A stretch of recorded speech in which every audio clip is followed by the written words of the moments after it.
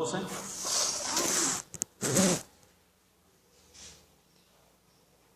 Versículo 22. Primer libro de Samuel, capítulo 12, versículo 22.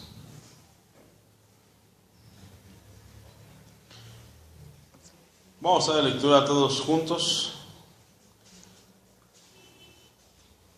Amén. Dice la palabra de nuestro Dios. Primer libro de Samuel, capítulo 12, versículo 22.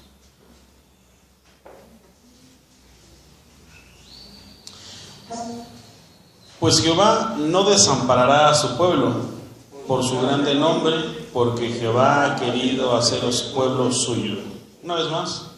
Pues Jehová no desamparará a su pueblo por su grande nombre, porque Jehová ha querido haceros pueblo suyo. Padre, te damos las gracias en esta tarde, Señor, una vez más, que nos permites congregarnos, Señor. Ahora con el objetivo, Señor, de poder meditar en tu palabra, Señor. Sabemos que solamente tú traes el entendimiento a nuestras mentes, Señor, a nuestros corazones.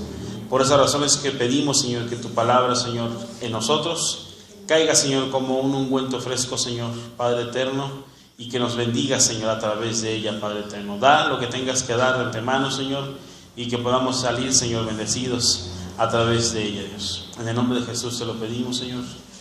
Amén. Tome su lugar, hermano.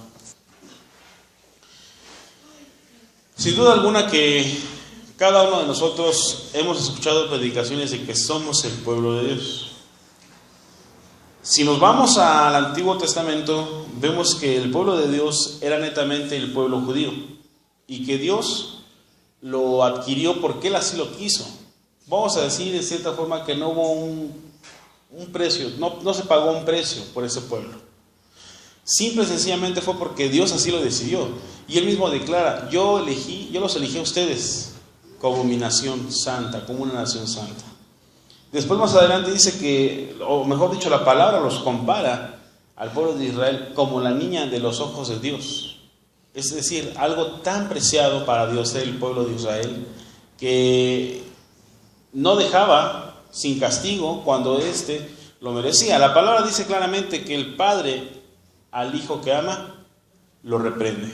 Es por esa razón que Dios a la nación de Israel, cada vez que Israel caía en idolatría, lo reprendía. Pero ¿qué pasa con cada uno de nosotros? Nosotros no somos judíos, nosotros somos gentiles. Pero también ahí en este aspecto de nosotros sí se pagó un precio. Y ese precio fue muy alto, ese precio fue muy caro. Fue la vida del Cordero Santo, la vida del mismo Hijo de Dios. Pero resulta que nosotros tampoco elegimos a Dios. ¿Sí entendimos? Nosotros no elegimos a Dios. Nosotros no elegimos a Jesús. Dios a través de Jesús nos eligió a nosotros. Por esa razón es que cuando yo escucho esa oración que dice pídele al Señor, acepta a Jesús en tu corazón, yo no tengo por qué aceptarlo, sino decirle al Señor: Señor, acéptame tú, porque yo quién soy para aceptarlo, un vil pecador. Nosotros tenemos que decirle: Señor, perdona mis ofensas y acéptame en tu pueblo. Pero de antemano la palabra dice que nosotros hemos sido escogidos desde antes de la fundación del mundo. Juan 15:16 precisamente nos dice que hemos sido escogidos por Jesús. Dice: no me elegisteis vosotros a mí, sino que yo os elegí a vosotros. En primer libro de los Reyes, en el capítulo 17, del 8 al 22, nos habla de una narrativa entre Elías y la viuda de Sarepta. ¿Cuántos han escuchado hablar de ello? La cita de San Juan 15:16 y la otra que di es primer libro de los Reyes, capítulo 17, 8 al 22. No. La historia de la viuda de Sarepta y Elías, sí la hemos escuchado hablar. Dice que en aquel tiempo Israel, sufría una sequía y hambruna. Y Elías llegó a una tierra de Sarepta. Sarepta era una tierra que no pertenecía al pueblo judío. Es decir, Sarepta era un pueblo gentil. Pero Elías, movido por Dios, fue enviado a Sarepta. Dice que en la puerta de Sarepta había una mujer que era viuda. Esta tenía un hijo. Y Elías le dice: mujer, dame agua para beber. Y la viuda le da. No con esto satisfecho, Elías le dice: ahora te ruego me traigas un pan para que yo coma. La viuda de Sarepta le dice: no tengo pan. Sabe Dios que solamente tengo un puñado de harina y un poco de aceite, al cual yo disponía a hacer un pan para mi hijo y para mí, y después de eso dejarnos morir. Elías le dice: está bien, haz como has dicho, pero ve primero y hazme una primero a mí. Como que Elías no escuchó la voz de la mujer, ¿no? Como que le importó poco lo que dijo la mujer. Y le dijo: sí, pero primero vas a hacer para mí, después vas a hacer para ti. La mujer hizo lo que Elías le dijo. En resultado de esa obediencia, la harina y el aceite no escasearon, sino que estuvo de continuo llenándose y llenándose. Pero venido un tiempo, una desgracia vino a la viuda. Su hijo murió. Elías, postrado en tierra, dice que le dijo al Señor: Señor, ¿me has mandado para traer calamidad a esta casa? ¿Me has enviado para ver esto, Señor? Te ruego pues que, Señor, le devuelvas la vida a este niño. Y Dios contestó la oración de Elías. Y estoy parafraseando, ¿sí? El texto no dice tal cual las palabras que estoy diciendo. Por eso les di el capítulo, primer libro de los Reyes, 17, 8, 22, para que lo lean en casa. Pero esto pasa. El niño resucita. Dios escogió a la viuda de Sarepta para mostrar su poder, para mostrar su gloria en un pueblo que no era pueblo de Dios. Tanto fue el evento de tal magnitud que el Señor Jesús recuerda a la viuda de Sarepta cuando le dice, cuando el Señor Jesús dice que estaba en la sinagoga y abre los rollos y se encuentra en el texto de Isaías donde dice: el Espíritu del Señor está sobre mí por cuanto me ha enviado a libertar a los cautivos y demás. Y dice que en ese momento el Señor Jesús cerró el libro y les dijo: de cierto os digo que hoy se ha cumplido ante sus ojos esta escritura. Y dice que los judíos o los de la sinagoga se sorprendían porque no enseñaba o no hablaba como cualquier persona. Pero más adelante el Señor Jesús les dice que la viuda de Sarepta, no siendo pueblo de Dios, habiendo muchas viudas en Israel, a ninguna fue enviado Elías, sino a una solamente, a una viuda, mujer de Sarepta. Dice que los judíos se airaron, se enojaron tanto que lo llevaron al pináculo, a lo más alto, y lo querían tirar. Sí hemos escuchado esa historia, ¿no? Bueno, eso se encuentra en los evangelios. Son 4. Habrá que leerlos. ¿Por qué les hablo de todo esto? Porque a veces pensamos que por el hecho de que ya somos pueblo de Dios, y ahorita nuestro hermano Felipe decía, ya da vergüenza ir a algunas iglesias porque lo único que se hace son espectáculos y no se habla la palabra. Tenemos que saber que cuando somos elegidos, por lógica de Dios, tenemos que ser aborrecidos. ¿Sí o no? ¿Sí me entendieron o no? Cuando somos elegidos, cuando somos escogidos, vamos a ser aborrecidos ¿por quién? Por la gente. Eso de alguna manera, en cierta forma el Señor Jesús dice, a ver, porque yo los escogí a ustedes, la gente los va a aborrecer. ¿Dónde se encuentra esto? Porque ustedes han de decir, que nos lo dice Juan 15, 19, y esa sí me gustaría que le dieran lectura.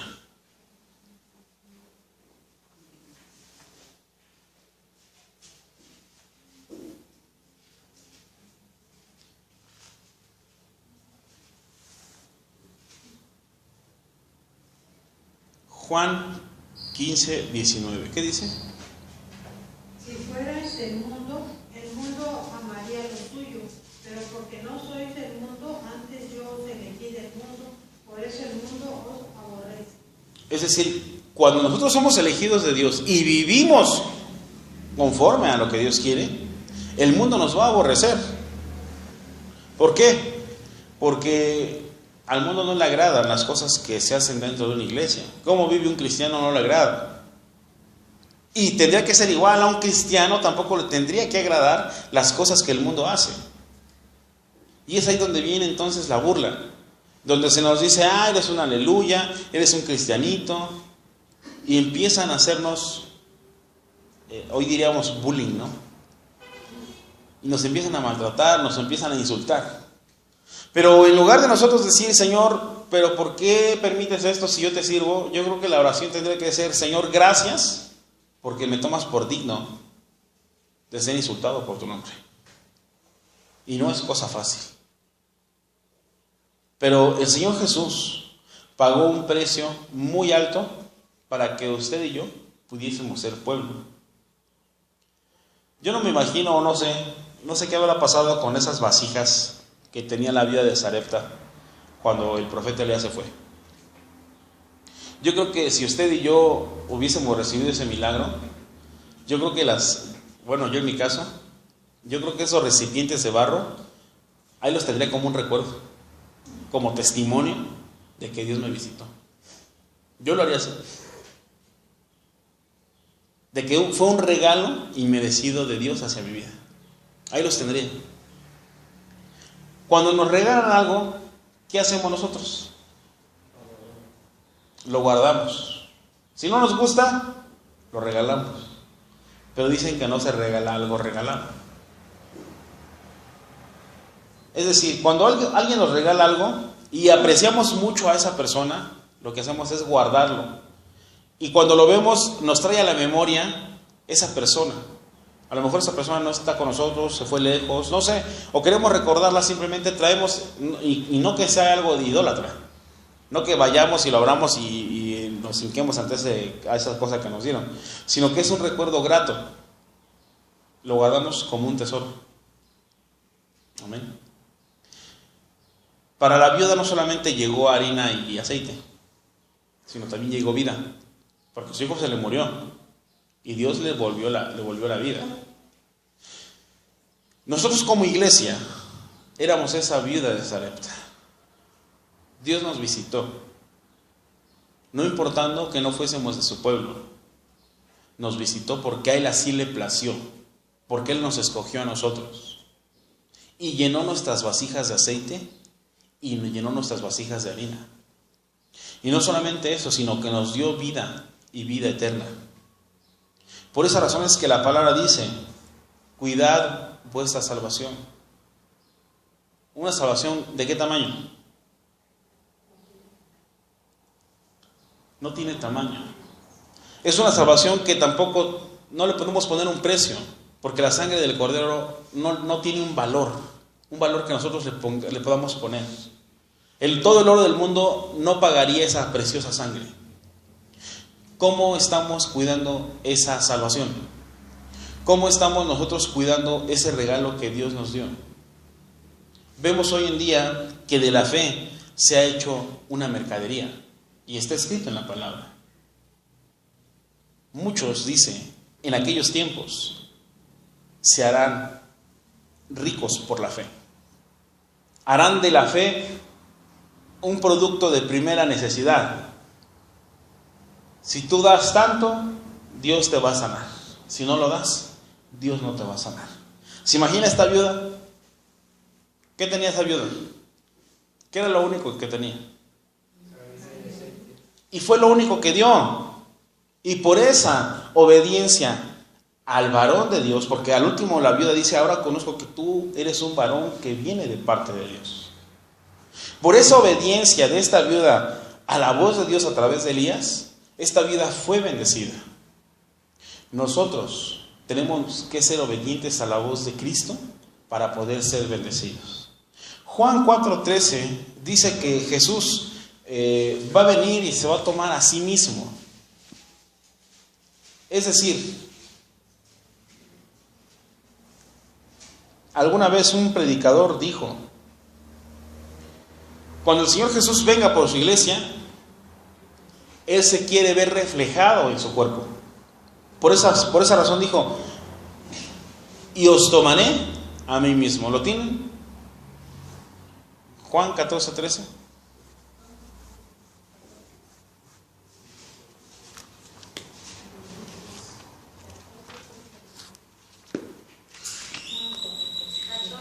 (14:3)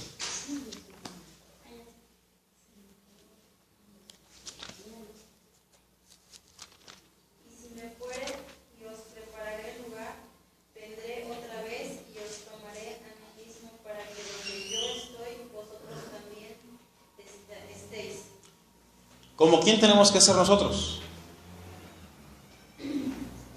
Como Cristo. No que seamos, como dice un predicador, Cristos pequeños, o como se atrevió a decir, Jehová Juniors. No, porque eso ya sería caer en una doctrina mormónica, ser dioses pequeños. Eso es algo aberrante. Pero sí tenemos que ser imitadores de Cristo. ¿Qué hizo Cristo que nosotros podamos hacer? Predicó. ¿Qué más? ¿Tenía riquezas? Era humilde en todo el sentido de la palabra. No, y humilde de riqueza también. Dice, a ver, al joven que le dijo, Señor, yo te quiero seguir, pero dijo, a ver, sí me vas a seguir, pero yo una vez te voy a decir, yo no tengo donde recostar mi cabeza. Es decir, no tenía algo propio. El Señor no se aferraba a las cosas materiales, pero pagaba impuestos, ¿lo recordamos? ¿De dónde sacó el dinero? De un pez. ¿Sí? Dios provee cuando se tiene fe. Y el Señor Jesús tenía fe en que su Padre lo iba a proveer de todo lo necesario. Nosotros, así como el Señor Jesús, también tenemos o debemos que tener fe de que el Señor va a proveer todo lo necesario a nosotros. No estar diciendo como el hermano le decía que parecía un chiste. Hermano, viva de los hermanos. Eso es no tener vergüenza. Imagínense, vivir de los hermanos. Y hay quien lo hace, y descaradamente. Sin embargo, Pablo le dijo a la iglesia, a ver, el que no trabaje, que no coma. Y también les dijo, yo siendo apóstol, teniendo derecho de apóstol, y teniendo derecho a que ustedes me mantengan, jamás he sido una carga para todos ustedes, sino al contrario, yo he trabajado con mis propias manos e incluso ayudado a otra iglesia, para no ser carga en ustedes. Es decir, nosotros, o mejor dicho, el Señor no nos manda a vivir de la fe, sino a vivir por fe, que es muy diferente. Eso es lo que el Señor Jesús nos está mandando decir a través de Juan 14:3. Cuando yo venga me voy a tomar a sí mismo, es decir, voy a tomar a la iglesia, que es mi cuerpo. Que la cabeza el Señor Jesús dice, yo soy la cabeza. El cuerpo hace lo que la cabeza dice. ¿Se imaginan un cuerpo sin cabeza? Yo no sé de dónde sacaron el jinete sin cabeza, ¿no? Si un cuerpo sin cabeza no puede andar.